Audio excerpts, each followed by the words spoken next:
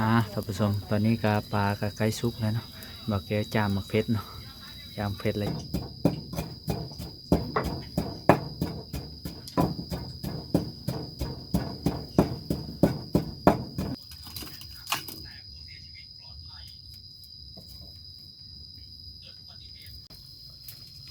นี่ก็มาบาทนี่กินข้าวกิน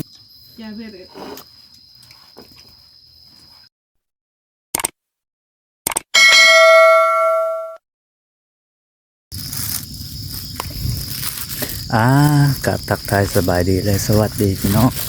วันนี้บ้าแก้วก็ออกมาหน้าเนาะสังว่าหน้าก็ดำแล้วเลยทงนึงเนาะทุกคนยังอีกทงนึงนาทงนี้จะเป็นนาปลาเนาะขอพระเจ้าเฮ็ดนะทุกคนจะตื่นติดตามชมมันนะทุกคนเนาะ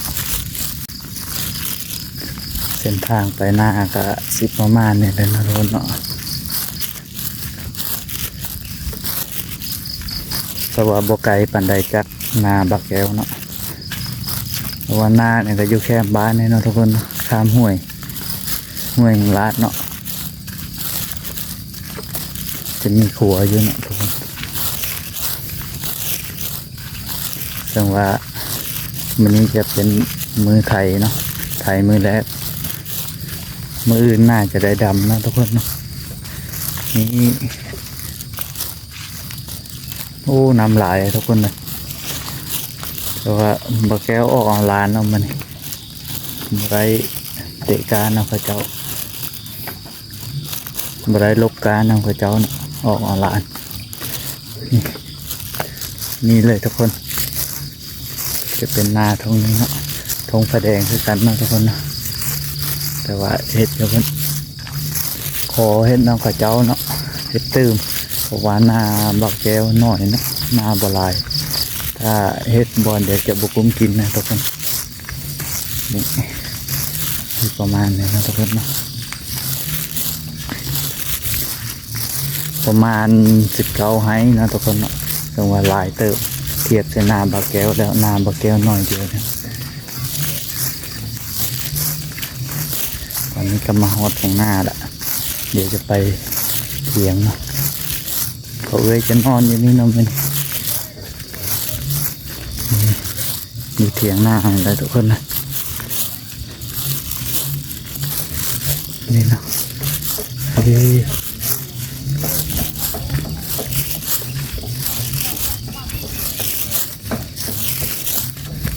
แม่ไปตึกปลาแต่เช้าทุกคนนะ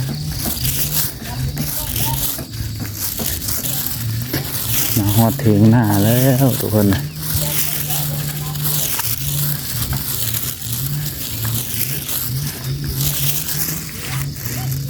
บรรยากาศทุ่งนา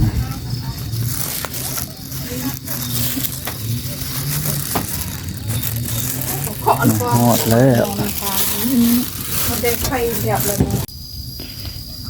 ทุกผู้ชมตอนนี้กะกำลังปิ้งปลาเนาะปิ้งปลาดุกนะทุกคนเนาะมันเลยนี่เถียงหน้าลึกครับมาบักโนก็นอนแล้วทุกคนเนาะยังไม่ได้ดำวันนี้เอากาสิท่านผู้ชมตอนนี้ก็ปลาก็ใกล้สุกแล้วเนาะบอกแกจามหมักเพชรเนาะจามเพชรเลยจะตามเจียวเนาะทุกคนเนาะตามเจียวแซ่บๆมื้อนี้ฮะ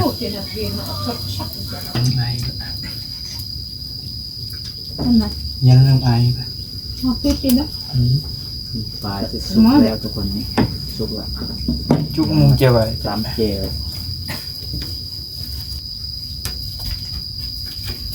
ตัดเจียวมักพริกก่อนนะ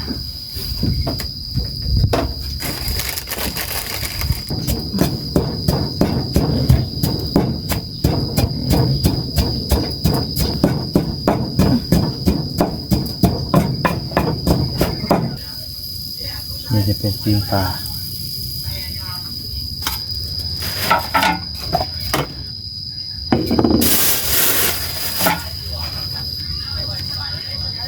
นี่ทุกคนปลาดุกปิ้งสุกแล้วใส่ถ้วยเลย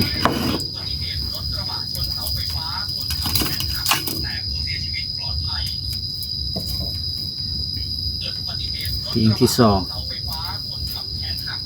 ครับเทียนหักกดเสียชีวิตปลอดไฟ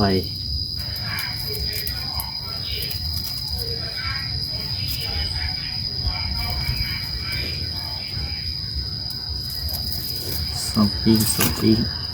รอท่าเลยมาแล้วก็กินข้าวนะทุกคนนะ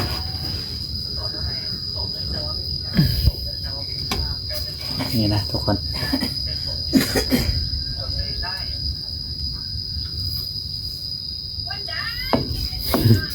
เย็นนาที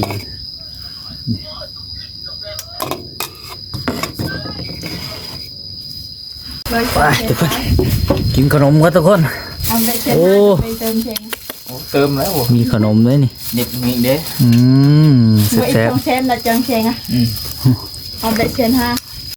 ๆกินขนมทุกคนหิวข้าวละ ตันก็ขอมพังนั่นเลยอิดไอกิตาแล้วก็เจาะคือเจาะลงบ่อตัวเป็น มาบาทนี่กินข้าวพี่น้องตำข้าวปุ้นปิ้งปลา แซ่บ ไอ้ก้อนนี่ไงเดี๋ยวก้อนไปก่อนใช่ปะ มายืดต่อเด้อปลาเด้อเรื่องว่า ขมุยอาจงเป็นเนื้อชุดที่ไหนนะ จบ คิดเข้าแล้วไปตั้งน้ำมาเข้าไปขวบมีเกวะขนาดดอกว่าคิดอีกมุดสมกันจะอยากอะไรเด้อจะอยากให้เด้อ ครับ บางไอ้เธอลงร้องมาได้เลยมันแดงไฟเนาะไปเซ็งไปนี่ขมุยเป็นอะไรบ้างวะเป็นสมัครเลยอย่าเบื่อเลย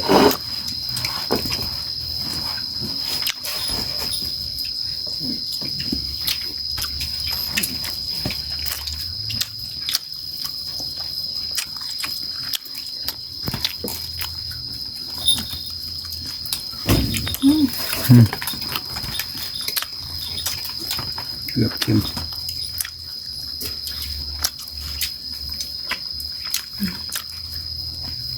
หมักแบบนี้เว้ย